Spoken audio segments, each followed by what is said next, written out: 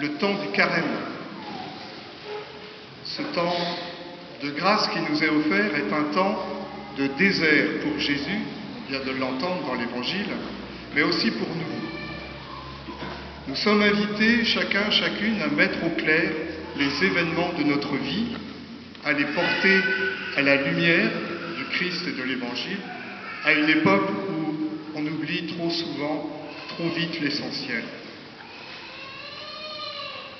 Le carême est le temps de se retirer dans le désert pour y découvrir plus intimement, au fond de notre cœur, la présence de Dieu dans notre vie. Et nous avons besoin d'être éclairés car nous marchons souvent, c'est vrai, sans vraiment voir. Se convertir, c'est faire un retournement radical. C'est regarder le monde autrement, regarder le monde avec les yeux de Dieu et entrevoir la vérité qu'il veut bien nous révéler. Et cette vérité, eh bien, c'est son alliance, c'est son amour. Et cela demande du temps. Oui, on a bien le temps du carême pour cela, pour pouvoir entrer dans ce chemin de liberté. La première lecture que l'on vient d'entendre est tirée du livre de la Genèse, et c'est un récit symbolique où l'homme et la femme sont tentés par le serpent.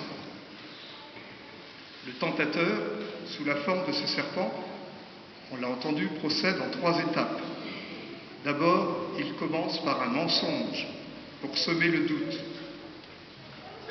Je le cite, « Alors Dieu vous a vraiment dit, vous ne mangerez d'aucun arbre du jardin. » Mensonge. Puis, il montre le mal comme étant un bien. Il leur dit, « Vous serez comme des dieux. » Et enfin, il accuse Dieu d'être lui-même menteur pour briser la confiance qui existe entre l'homme et Dieu. Et il leur dit, « Mais pas du tout, vous ne mourrez pas. » Voilà, et bien ce récit de la Genèse nous montre que ces tentations existent et qu'elles sont liées à notre condition humaine. Et Jésus lui-même, on le voit dans l'Évangile, a été tenté. Et c'est là que nous voyons que notre vie eh bien, est un long et constant discernement. Nous avons à discerner pour découvrir les mensonges, déjouer le piège tendu et choisir le chemin du bien en renonçant à celui du mal. C'est ce qu'on appelle le combat spirituel. Et nous y sommes tous et toutes appelés. Mais pour ce combat, nous ne sommes pas seuls.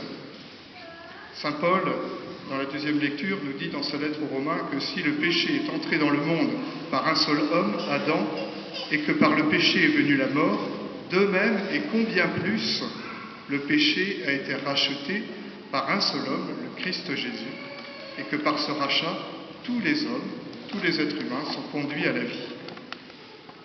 Et là, eh bien, on est bien au cœur de notre foi chrétienne, de ce qui nous rassemble ce matin dans cette célébration.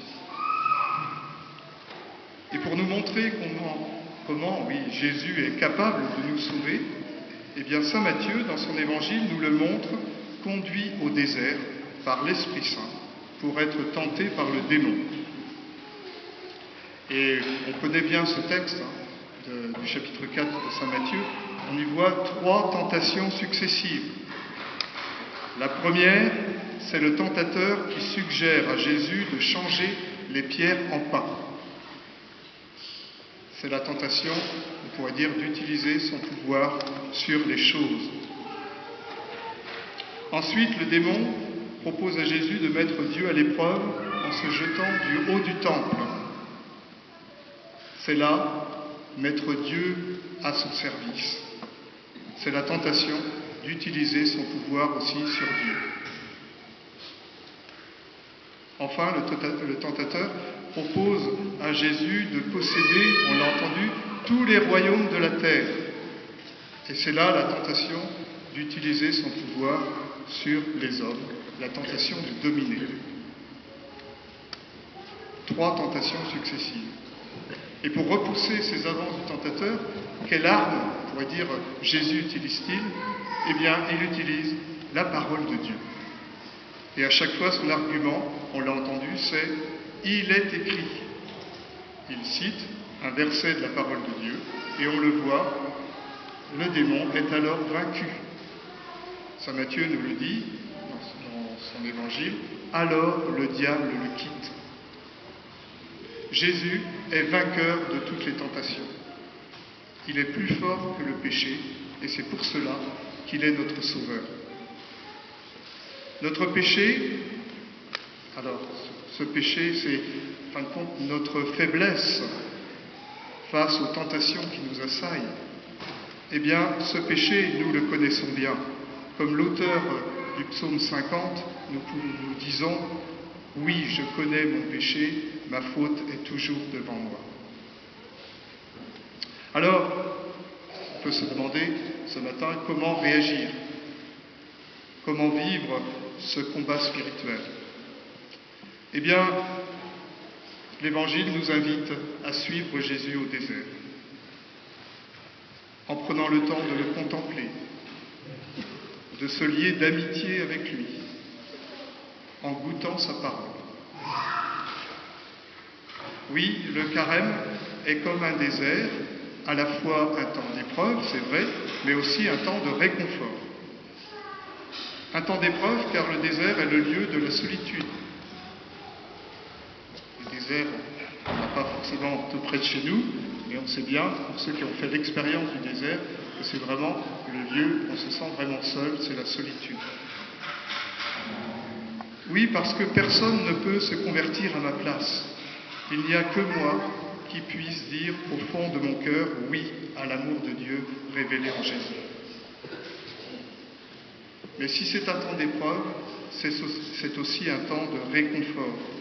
Car comme l'Esprit a mené Jésus au désert, eh bien cet Esprit nous mène à Dieu afin qu'il nous parle et qu'il parle à notre cœur.